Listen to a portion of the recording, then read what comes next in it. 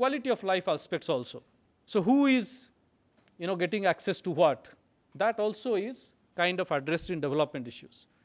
But from economic development, when we shift to this notion of human development, we are moving from, the focus on material goods and the final goods and services being produced to the human capabilities, or the means by which, or the processes by which capabilities are enlarged, are enhanced. Something that has come very strongly into public policy is human development reports. And most of you would be, in most of the courses, you would be asked to refer to human development reports, which is a independent assessment of how the world at large, countries and regions are advancing on the issue of capabilities. So these human development reports started from 1990, and the latest report is 2011. So you have how many? 23 reports, 22 reports.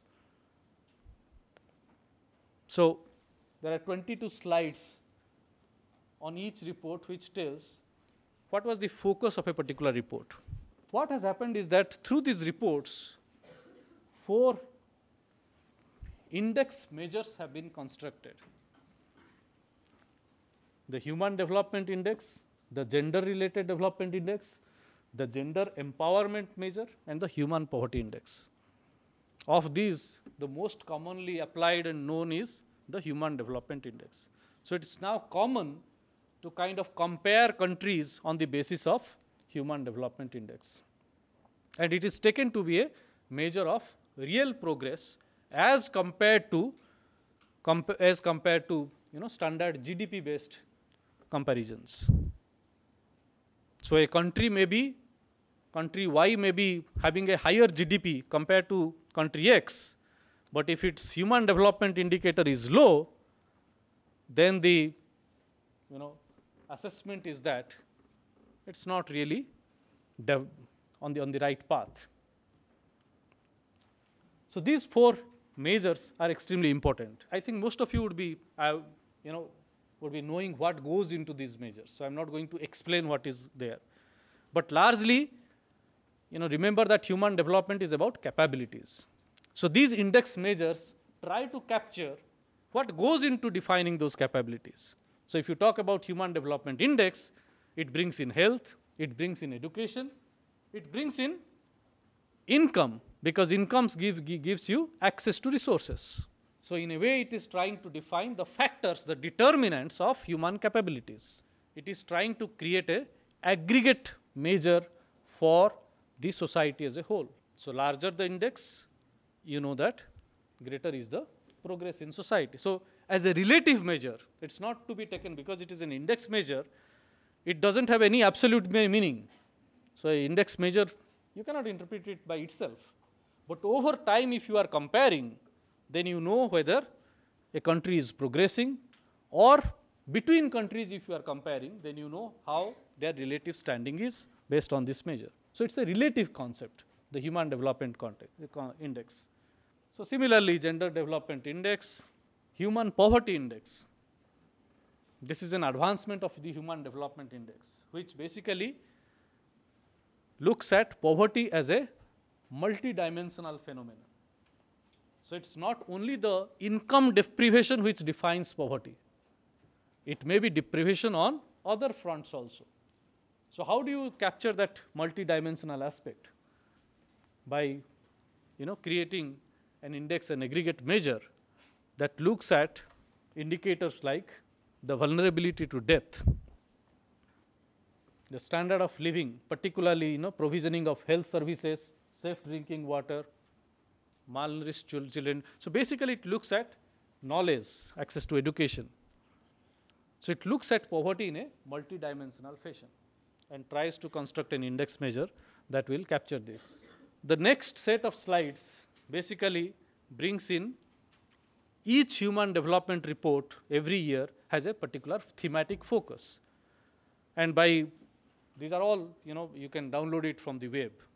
But going through it, 1990 to 2011, you get a sense of how the global community has looked at themes, has looked at issues as defining a particular period of time, as being central to human capabilities to social and economic development. So these are all, as I said, each year there is a theme.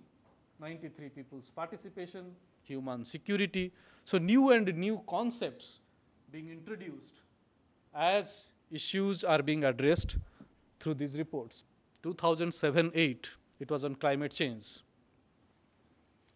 So this is how, this is for basically compares India and South Asia when we say, a relative standing over time and in comparison with the world or those countries which are in the category of medium high development. So you can see this is only an illustration how measures like human development are used as monitoring metrics to understand the progress of societies, to understand the progress of nations and regions. So where are we now? What's the current state of the planet? We have been saying that sustainable development started from 72s, and now it is almost 20 years since the Rio summit. Global consensus is there. You now have concepts too many to handle. We know the policy strategies that are relevant. So all these instruments are with us. The consensus is there on the goals. The principles have been agreed upon. But what is there on action front? What is there on the outcome? This is a very powerful, graphic that has been constructed by the Stockholm Resilience Center on planetary boundaries. Basically, they define 9 planetary boundaries. If we are talking about Mother Earth, then the entire ecosystem, the global, ecosystem processes, they are defined in form of 9 thresholds, boundaries. So what are these 9? Climate change. These are the processes basically which will impact on these boundaries. Ocean acidification, stratospheric ozone depletion, nitrogen cycle, phosphorus cycle, global freshwater use, change in land use, biodiversity loss, atmospheric aerosol loading, chemical pollution. So these are the 9 major environmental issues which are defining our planetary boundaries. And what the graph seeks to show is which are the boundaries that have been crossed. So if the red areas basically, as they radiate out of the center, it means you are increasingly crossing different thresholds, different boundaries. To be sustainable, you need to be in the green space, the core, the 2 concentric circles. You need to be in that green area. But if you are going beyond that green area, then you are basically crossing the boundaries. So out of the 9 boundaries, you see that, the assessment is 2 boundaries we have already crossed. Which are these 2 planetary boundaries? The nitrogen cycle, and you have biodiversity loss. These are the 2 planetary boundaries that have been already crossed. And you have climate change, likely to cross as your greenhouse gas concentrations continue unabated and your, stock pollutants increase in the atmosphere. Where we have ocean acidification, it is slowly, encroaching the green area. Global freshwater use, change in land use, they still have, some time for reversal, but likely to cross soon. Atmospheric aerosol loading and chemical pollution, they have not yet been quantified. So we do not really know whether what are the thresholds. So very interesting way of understanding what constraints we are facing, what are the ecological constraints. or sustainability constraints. There is a distinction between sustainable development and sustainability. Sustainability is the ecological constant. It is the ecological framework. But sustainable development is more the operational part, where you are coining, where you are bringing together the sustainability of ecological processes, resource systems, and the developmental goals, addressing the developmental goals while meeting these sustainability criteria. But taken as single, the sustainability concept refers to the criteria of thresholds, tipping points, ecological boundaries. So these are the kind of constraints that we now face. So even after 20 years of Rio, we are at a stage where we need to take urgent action. We need to radically rethink how to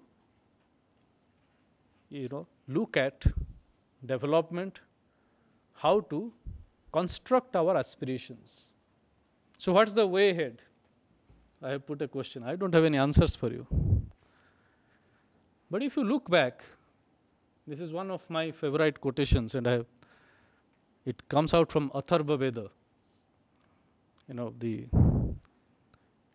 We had this very traditional knowledge. Some of you may be from other countries. So we have, in the ancient civilization, we have these 4 bodies of knowledge which are captured in 4 Vedas. And Atharva Veda is that body of knowledge which looks at the use of resources. It's the most utilitarian of all the bodies of knowledge. Rig Veda is more about the social processes, systems, about human-nature relationships in a way. It's too vast. Then there are other Vedas also, but Atharva Veda is the one which is more practical in its nature. And what this quotation says is about planetary boundaries. It's about understanding sustainability constants. So I use Mother Earth for meeting my needs, but in a way that I do not pierce thy vital spot or thy heart. So the use should not be to that extent where the vitalities are compromised. So that's all for today. 5 minutes. It's all 11, so 5 minutes if there are any clarification. I thought this Atharva Veda, this quotation is exactly what the Club of Rome was trying to hint at by saying there are limits to growth. Yeah. The Club of Rome, those of you who do not know, was a body of industry, policymakers that was set up, and they came out with a very powerful report, but very controversial report also. In 1972, Limits to Growth. Meadows was the author, and what they said, and it came out, and it sort of gave the impetus to that resource management paradigm. So before Brundtland report came out, Our Common Future came out, this was the body, the Club of Rome. They assigned to MIT to conduct a systems modeling. It's a very engineering modeling, so it's a hard systems work, engineering modeling work that tried to understand that if the kind of economic activities that were being pursued at that point of time, if they are continued, so if business as usual proceeds, would they be sustainable? And they came out with the conclusion that it won't. There are strong limits to growth. But the way they put it, it was almost apocalyptic. It was almost saying that, you are close to disaster. So it received a lot of attention, but because of its apocalyptic nature, it also created a lot of controversy. But that was the, basis of the resource management paradigm. And yes, but this is not apocalyptic. This is more positive. This gives you, basically what we are seeing, what I'm trying to say here is, most of the answers that you are looking for are in our value systems. And it is important when we are searching for answers, it is important to look at these value systems. And I spoke about aspirations. what are we aspiring towards? Values, our culture define it. What are we aspiring towards? More malls or more environmentally benign habitats? More private vehicles, fossil using manufacturing processes,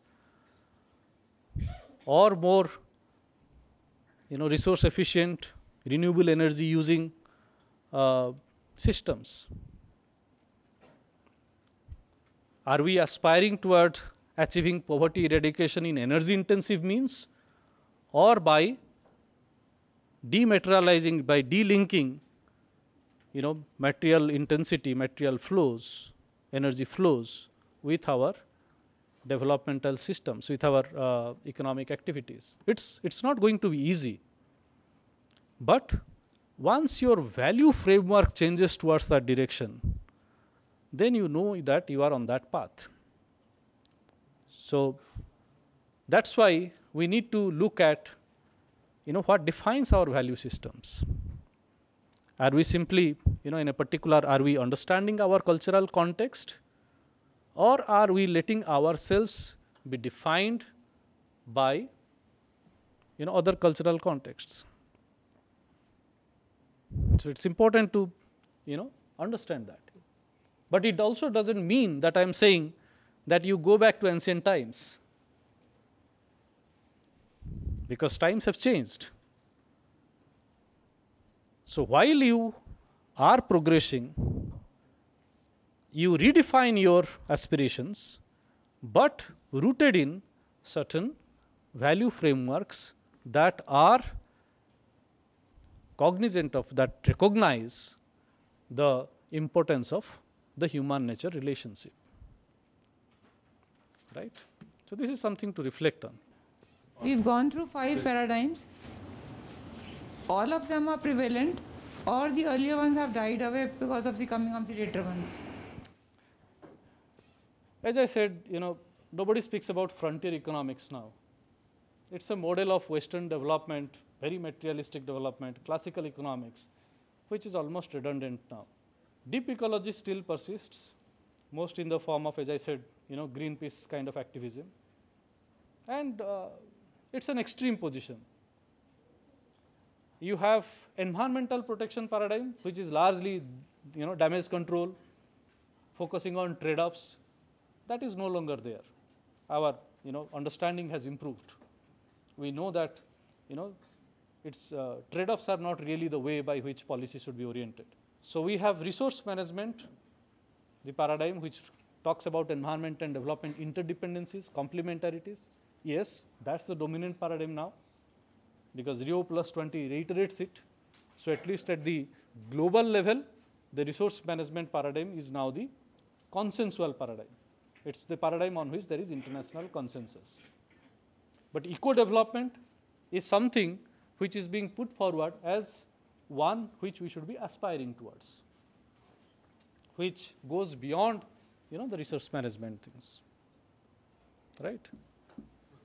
Regarding value system, I need to bring back the focus on the complex web of carbon credits, the web of that all includes mechanisms to counter climate change and how to bring back environment into our focus again, and the great divide between the global north and the global south, as you said. So it can be summarized as a picture, like environmental issues are put in a treasury box chest with the spider web all crawled and stuck upon it. I want to throw back light into it and just go. I want to go back to the decades of 1970s when at the Stockholm Conference 72, Indira Gandhi issued that famous statement. And decades later, India was driven by a very desirous passion of industrial development. They bought the US chemical giant company Dow, and the infamous incident at Bhopal took place. So they did not took the safeguards, and the voices of millions, those who suffered, are not being still heard. So do you think that, and they have been qualified as a sponsor of the London Olympics as well. So don't you think there is a lapse in the policy making, one at the developing nation like us, driven by the passion of industrial development, and one also of the developed nation? I really want to question their intention that they want the environment to be brought back into focus. Why did not they took steps to safeguard? Why did not they, realize that thing that environment is a common property, not theirs, that they, if they set up a plant in a country like us, they'll not follow the safeguards. So what I want to say is that policy making and sustainable development, environmental practices, bringing back the environment into focus. There is a strong relation perhaps, but it did not happen. And still now we are being, driven by that passion. So don't you think so that policy making has to be more stringent towards bringing the environment as the main core of all developmental goals? Very good question. It's a very complex question also. Very complex question. And there is no easy answer. And there is no one answer also. There is no silver bullet. There is no uniform solution to this process. Bhopal was a disaster. Policy failure happened and is still happening because, as you said, the compensation issue has still not been resolved, and you still have at the international level inadequate attention, inadequate recognition of that particular tragedy. But how do you deal with this? Because bringing in environmental conservation as the sole criteria to define policy goals, that also is not the answer. Again, that puts us into another dangerous box. Why not, sir? Shouldn't we protect ourselves legally? There is legal, but what I'm saying is that environment cannot be the sole criteria, cannot be the lone criteria, one single criterion, which will define your policy goals. That is what the extreme position of green advocacy.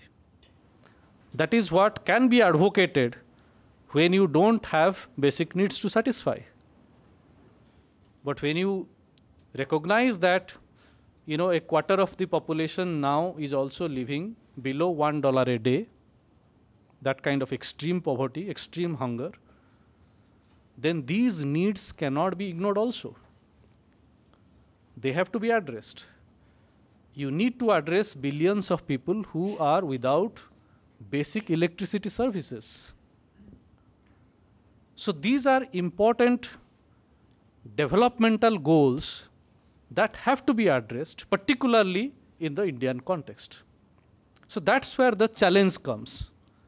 How do you address the developmental imperatives while not compromising on your environmental systems? And that is why you have several mechanisms in place. Whether it is environmental impact assessment as a tool, whether it is your compensations, resettlement and rehabilitation policies, whether it is a legislation like the Forest Rights Act, whether it is like empowering institutions like Gram Panchayats, all these are a part of a whole, part of a policy framework that talks about having the right kind of institutions so that you have that balance of development and environment. And how do you calibrate that balance? That also is not a static one. It will change from time to time, because these societies, these communities, people's needs also are dynamic.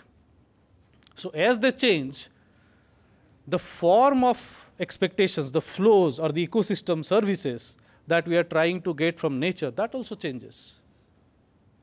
And policy has to be flexible enough to understand this change and respond to it.